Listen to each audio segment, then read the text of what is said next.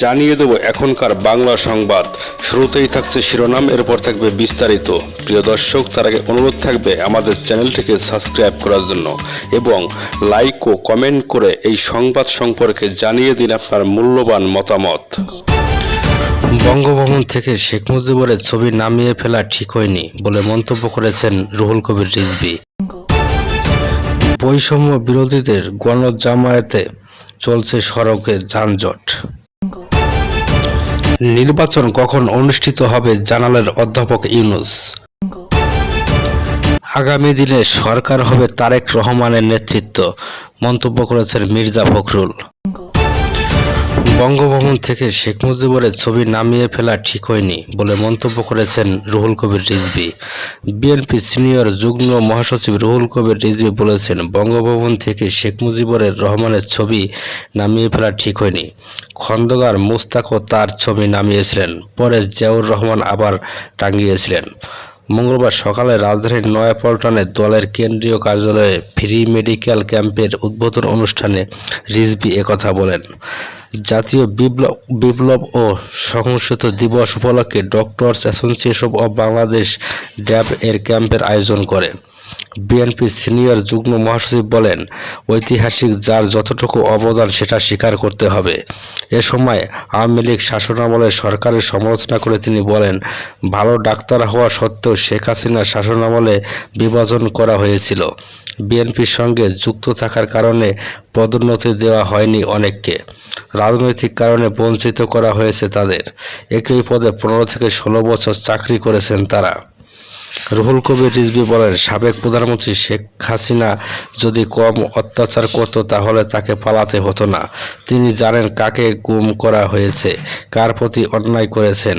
অন্যায় করলে তাকে পালাতে হবে, অবিচার করলে নিজ দেশে থাকতে পারবেন না কেউ। এর আগে গতকাল সোমবার বঙ্গভবনের দরবার হল থেকে শেখ মুজিবুর রহমানের ছবি সরানো হয়। অন্তর্বর্তীকালীন সরকারের নতুন উপদেষ্টা মাহফুজ আলম তার ভেরিফাইড ফেসবুক পেজে দেওয়া পোস্টে এ তথ্য জানানো হয়। বৈষম্য বিরোধীদের গণজামায়াতে চলছে সড়কে যানজট। আওয়ামী লীগের কর্মসূচি ঘোষণার প্রতিবাদে বৈষম্য বিরোধী ছাত্র আন্দোলনের ডাকা গণজমায়েত কর্মসূচি শুরু হয়েছে। আওয়ামী লীগের বিচারের দাবিতে এই আয়োজন করেছে ফ্যাসিবাদ প্রতিরোধ মঞ্চ। রোববার দুপুর 12:30টার দিকে বায়তুল মোকাররম মসজিদের দক্ষিণ গেটের মূল সড়কে এই কর্মসূচির আয়োজন করা হয়েছে। কর্মসূচি ঘিরে 0 পয়েন্ট থেকে বায়তুল মোকাররমের দিকে রাস্তা বন্ধ থাকায় আশেপাশের রাস্তাগুলোতে দীর্ঘ যানজট দেখা গেছে। এই কর্মসূচিতে বৈষম্য বিরোধী ছাত্র আন্দোলনের সহায়ক হাসনাত আবদুল্লাহ ও সার্জিস আলম উপস্থিত হয়েছেন। এ সময় কর্মসূচিতে আসা ছাত্র জনতাকে আওয়ামী লীগ ও শেখ হাসিনার বিরুদ্ধে নানা স্লোগান দিতে দেখা গেছে। এদিন বেলা বাড়ার সঙ্গে সঙ্গে লোকজন জড়ো হতে শুরু করেন বঙ্গবন্ধু অ্যাভিনিউয়ের আওয়ামী লীগের কেন্দ্রীয় কার্যালয়ের এলাকা ও গুলিস্তান 0 পয়েন্ট। দুপুর 12টার দিকে কয়েকশো লোককে গণজমায়েত কর্মসূচিতে অংশ নিতে দেখা গেছে। এর আগে সকাল 9:30টার দিকে নূর হোসেন চত্বরে দেখা যায় সেখানে বেশ কয়েকজন উৎসুক জনতা জড়ো হয়েছে। এ সময় বিভিন্ন সংগঠন ফুল দিয়ে শ্রদ্ধা নিবেদন করেছেন। নূর হোসেনের চত্বর ও আওয়ামী লীগের কেন্দ্রীয় কার্যালয়ের সামনে বিক্ষোভ মিছিল, অবস্থান কর্মসূচি উপলক্ষ পল্টন ও শাহবাগ যুবদল পরিচয়ে একাধিক বিক্ষোভ মিছিল বের করতে দেখা গেছে। শনিবার শহীদ নূর হোসেনের দিবসের কর্মসূচি ঘোষণা করে আওয়ামী লীগের এই কর্মসূচি ঘোষণার পরপরই অন্তর্বর্তী সরকারের কঠোর অবস্থানের কথা তুলে ধরে ফেসবুকে পোস্ট দেন প্রধান উপদেষ্টা প্রেস সচিব শফিকুল আলম। যুব ও ক্রীড়া উপদেষ্টা আসিফ মাহমুদ সজীব ভুঁইয়া ও এই ফেসবুক পোস্টে কঠোর হুঁশিয়ারি দেন। ছাত্র জনতার উৎপাতখানে ক্ষমতাচ্যুত আওয়ামী লীগকে রাজপথে কোনো মিছিল সমাবেশ কর্মসূচি পালন করতে না দেওয়ার ঘোষণা দেন বৈষম্য বিরোধী ছাত্র আন্দোলনের সমন্বয়ক হাসনাত আবদুল্লাহ ও সার্জিস আলম। 5ই আগস্ট ছাত্র জনতার উত্থানের মুখে ক্ষমতাচ্যুত হওয়ার পর আওয়ামী লীগ প্রকাশ্য কর্মসূচি পালন করছে না। তবে শহীদ নূর হোসেন দিবসে উপলক্ষে এদিক বিকেল 3টায় গুলিস্তান 0 পয়েন্টের নেতাকর্মীদের জড়ো হয়ে মিছিল করার আহ্বান জানিয়েছে দলটি। আওয়ামী লীগের ফেসবুক পেজে এই কর্মসূচি ঘোষণা করা হয়।